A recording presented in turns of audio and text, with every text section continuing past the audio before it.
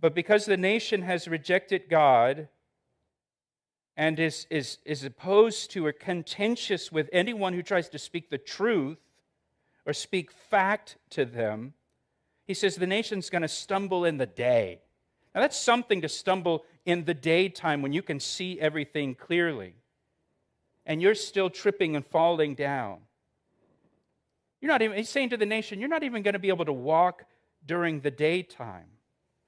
Or to put it another way, things that should be easy for you to navigate as a nation, you're not going to be able to navigate them.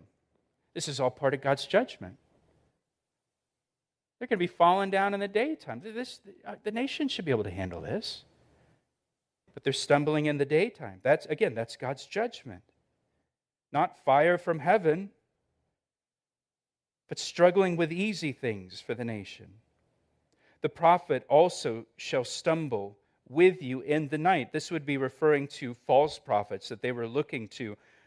Now, during the nighttime, when it's dark, and he's talking about here when things are truly difficult for the nation, things aren't clear, the way out isn't clear, the people will look to the prophets. They'll look to their leaders to show them the way.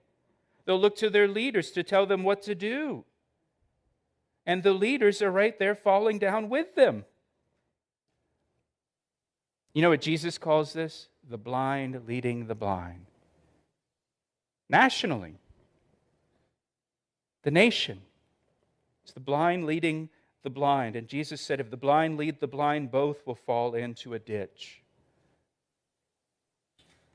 The nation was in a ditch.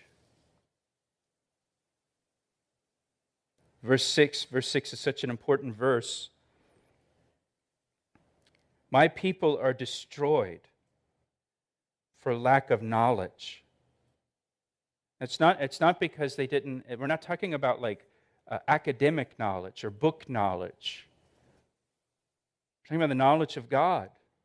My people are destroyed for lack of knowledge because you have rejected knowledge.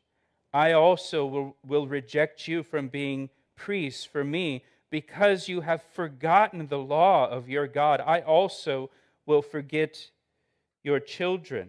What destroyed the nation of Israel? They rejected knowledge. They rejected the knowledge of God. They rejected the knowledge of His Word and His commands. And the word rejected here, it means to despise. They despised the knowledge of God. They despised His Word. They despised His commands. It says they have forgotten the law of God. Now, when it says here that they have forgotten the law of God, it doesn't mean they forgot in the sense of it slipped their mind or they were unable to recall what the law says. The word forgotten here, it means to ignore. To ignore.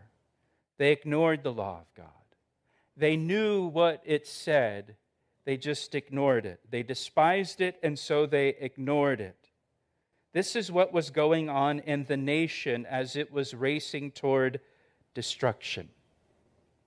Now, the Apostle Paul says in the New Testament, for the time will come, and I would say the time has come, when people will not endure sound doctrine, but according to their own desires, because they have itching ears, they will heap up for themselves teachers, and they will turn their ears away from the truth and be turned aside to fables. Paul says the time is coming in the church when people will not endure sound doctrine. They're not going to tolerate sound doctrine in the church.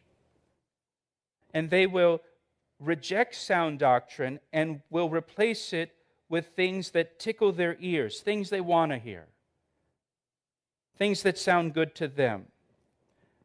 In the prophet Isaiah's day, the people said to Isaiah, don't tell us right things, tell us smooth things. Don't tell us what we need to hear, tell us what we want to hear. Paul says that's going to happen in the church in the last days. It was happening in the nation where they despised God, they despised His Word, and so they just ignored it. They just forgot about it, forget about His law. We're going to do our own thing.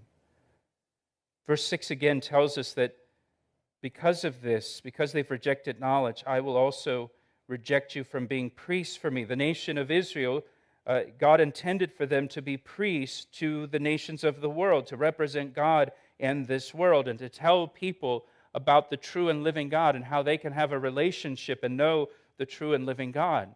In the New Testament, 1 Peter chapter 2, verse 9, we are described as a royal priesthood. We have this same role in the world where we are priests in this world, a royal priesthood, kings and priests.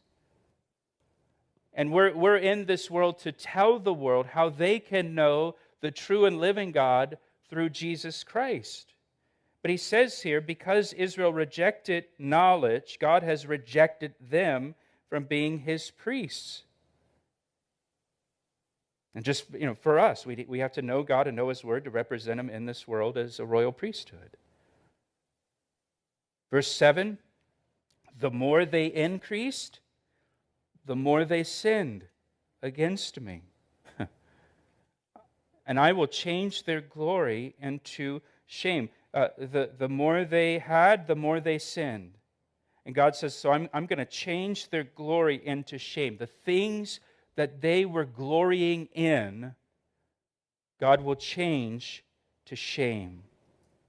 And God will do that in a nation, and God will do that in an individual's life. The things we once gloried in, the things we once boasted about, God will use those things to become our shame. And I think about what the Apostle Paul says in Galatians chapter 6, verse 14. But God forbid that I should glory except in the cross of our Lord Jesus Christ. Got nothing to boast about, nothing to glory in, except the cross of Jesus. That's all that I've got.